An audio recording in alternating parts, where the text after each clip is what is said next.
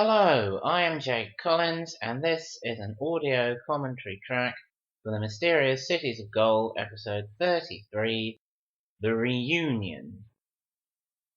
After using the expression like father, like son on my previous commentary, I was reminded of the expression that Esteban's father comes up with in the final episode of this show. In the end, a son must do more than his father. And I thought, yes, Esteban has already done more than his father, certainly in terms of taking care of his Inca maiden, with whom he's fallen in love.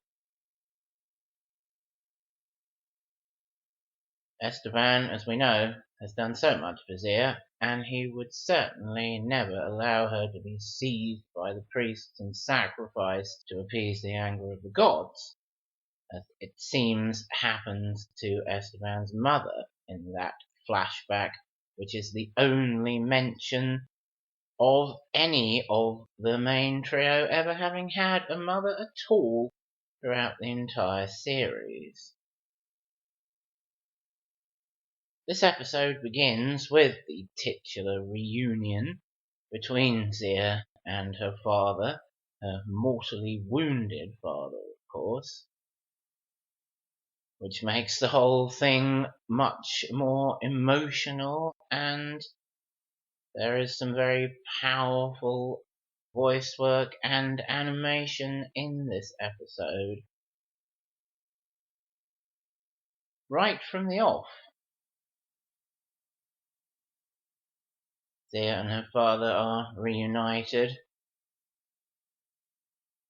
as soon as the Condor lands, and Esteban's reaction to seeing the reunion is very intense and very touching. Tao also reacts strongly.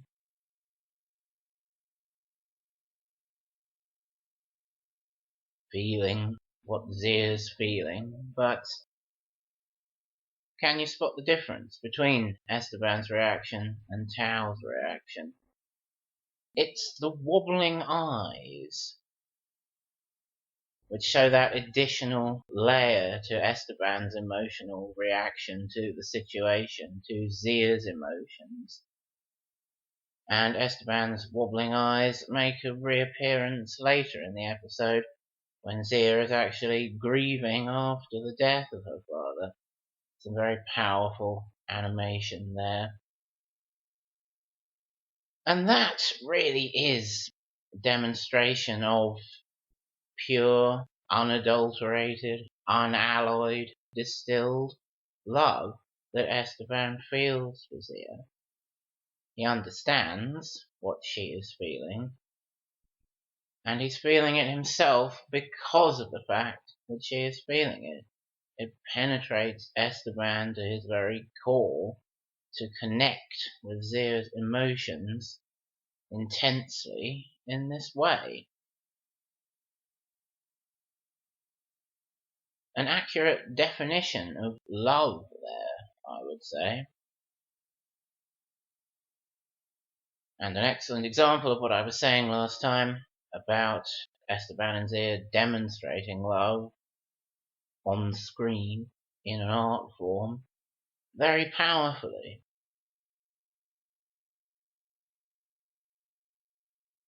Papa Kamaya's deathbed scene is quite protracted, but it's very important to the series as a whole. Some very important information revealed, and some very important emotions explored. We get the flashback here of Zia being captured by the Spanish army 5 years ago to be taken back to Spain as a gift for the Princess Margarita. What a shame it is that Pizarro's voice actor, Maurice Hodbury, isn't there for this recording. He managed to turn up for the episode called The Nazca Plateau, which comes just after the maiden flight of the Great Condor. But here, in this flashback, no one seems to have realised, we should get Morris in for this. to do this bit of Pizarro in flashback. If Pizarro had the right voice here, it would have added a lot to the scene and to the series as a whole. But actually, it's Howard doing it. And wonderful as Howard's voice work is, in this particular case, it does take something away from the scene. Is this supposed to be the only time Pizarro has ever seen Zia before the events we've already seen in the series? He works out, infers a lot of information about her from this brief meeting, it appears. Notably her name. You are Zia and you can read the Golden Kipu. Yes, he's absolutely convinced from this brief meeting, or sighting at the top of the pyramid really, that Zia is capable of reading the Golden Kipu, and a far more suitable Inca to do it than any other Inca in the world, to the extent that it's worth bringing her back over from Spain on the Esperanza specifically to do it. He's got the Golden Kipu in his hand there in the flashback, and he's looking for Papakamayo to try and force him to translate it. Zia says here, Pizarro never found out I was your daughter. I'm not sure why Pizarro is quite so convinced then that Zia is the one he has to get hold of to decipher the Golden Kipu in the end. So perhaps that doesn't quite match up with the earlier part of the series. But I didn't find that distracting when I rewatched this on YouTube. These things do just occur as you watch things more and more and start thinking, hang on, does that really make sense?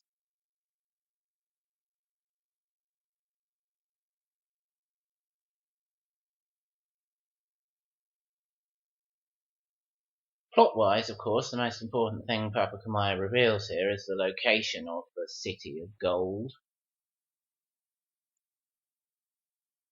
At the intersection of diagonal lines drawn between the ruins and the burning shield.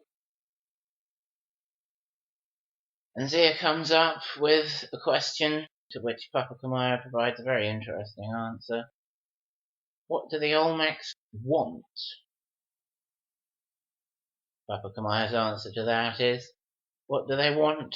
What anyone wants. To live, to survive. And that's true, the Olmecs are going to extreme lengths, and at a lot of people's expense, they are trying to prolong the existence of their race, making the most of the members of it that already exist, because they can no longer reproduce.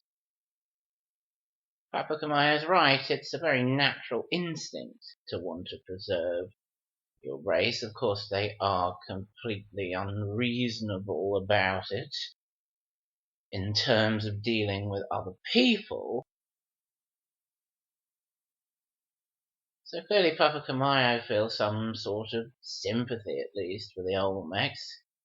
Do we, as viewers? Well, there's a scene coming up here that I think is meant to give us a different perspective on the Olmecs, make us feel something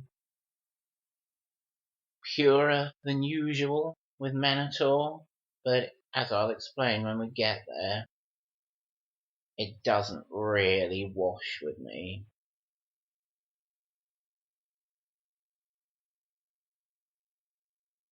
The scene coming up in the direct aftermath of Papakamayo's death is extremely powerful. The animation, the score, the voice acting all play their part. And yes, it is a very effective and affecting scene. Esteban is used to wearing his heart on his sleeve, of course, so he doesn't really understand Mendoza's reaction to the whole situation. And Tao gives Esteban kind of an insight into a different perspective there. Mendoza is really very sad, but he's not showing it. He's trying to concentrate his emotions in different directions. He can't really face them himself. And Tao feels that he himself was the same after the death of his father back on the Galapagos Islands. No mention, of course, of Tao ever having had a mother, as I mentioned earlier. The final thing Papacomayo reveals there is another important piece of information about the great treasure. That's what the Olmecs are after in the City of Gold. Of course, so we can have the denouement, radiation poisoning, Tao's jar gets put into the thing to turn it off at the end of the series. It's the first we've heard of the Olmecs desiring anything from the City of Gold that isn't gold. Calmech even says earlier, we need to get into the City of Gold. Our experiments require gold. But that line is actually nonsense. They're not after the gold at all. They're just after the great treasure. Because they believe it will give them the power to rejuvenate their race, their old people.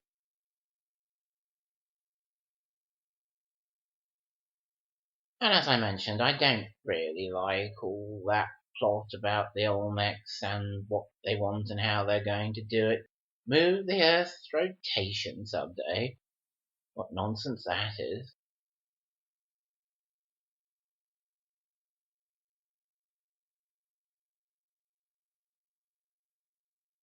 Nice little additional appearance here from Tao's water wheel.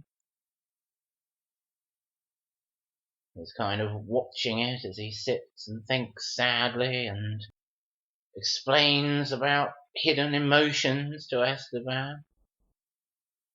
And perhaps the wheel turning in the water reminds us that life is always turning in fluctuation. Life and death run into each other. A moment to reflect on the past and then see what the future holds. Here's the scene with the Olmecs I was mentioning, and it seems that some of the refrigeration units are packing in, and now Minotaur will freely admit that's why we need the cities of gold. We need the great treasure, the great power to keep our old people alive, rejuvenate our old people. And in this scene, I think they're trying to show us that Minotaur really cares for his people. He's got some wobbling eyes there himself, worrying about the future of his race. Calmech shows a different attitude. When the technicians tell him these refrigeration units aren't working, the bodies are decaying,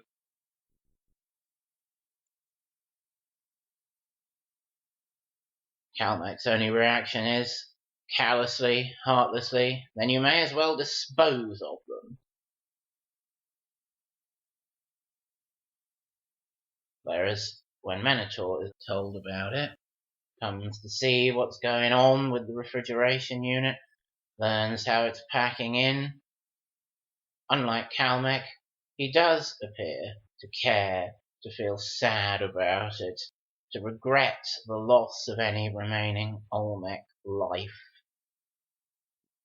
So perhaps they're trying to give us some sort of sympathy for Minotaur here, show us his perspective, appreciate his point of view. As I said, the trouble is it's kind of undermined later when Minotaur seems to have a different attitude, more like Calmech's attitude there. At some point, Minotaur says to Calmech, what does it matter how many of our people, how many of our soldiers are sacrificed if we, the chosen ones, get to live on forever? I mean, I suppose he has specified that the Olmecs in the freezers are meant to be amongst the chosen ones. So maybe it's only the loss of the chosen ones that Minotaur mourns. He's more ruthless about the soldiers. They're dispensable to him, it seems, later in the series. So you can kind of make sense of that, but I still think it's rather at odds with that scene we've just had, where Minotaur seems to care about the members of his race as people to ensure the future of his race, the future survival of all the existing Olmecs. Seems to be his goal, and he's sad that it's in jeopardy. Doesn't quite match his attitude later on, I think. So on the whole, I don't really have much sympathy for Minotaur. And as I keep saying, I don't like the Olmecs at all. There's Esteban with his wobbling eyes making a reappearance. The look he gives Zia there. You'd be hard pushed to find a look of such tenderness from anyone in real life. It's nice in some ways to see Zia and Maina there, united in their grief at Papakamaya's grave.